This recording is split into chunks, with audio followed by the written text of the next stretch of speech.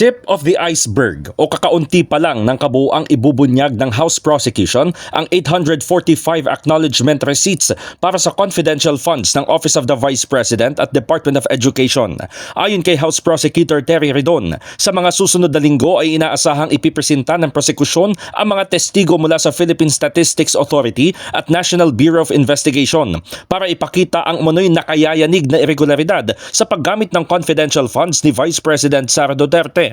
Binanggit ni Redon na sa ginawang clarificatory hearings ng House Committee on Justice, kanilang ipinatawag ang handwriting expert mula sa NBI na nagpatunay na tila isang grupo o iilang tao lang ang pumirma sa ARs.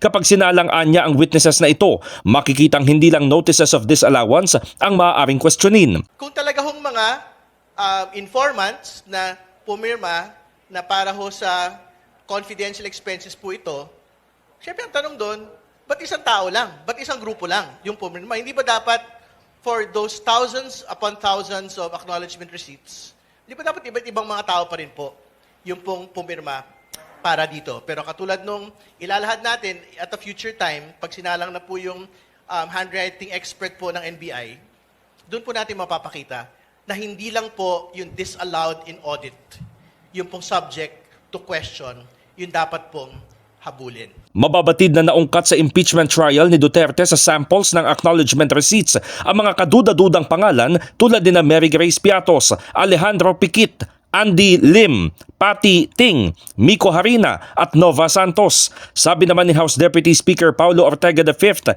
abangan sa mga susunod na pagdinig ang paglutang ng pangalang Chippy McDonald, Miggy Mango at iba pa. In the heart of changing lives, ako si Brigada Haji Caaminio ng 105.1 Brigada News FM Manila, The Music and News Authority.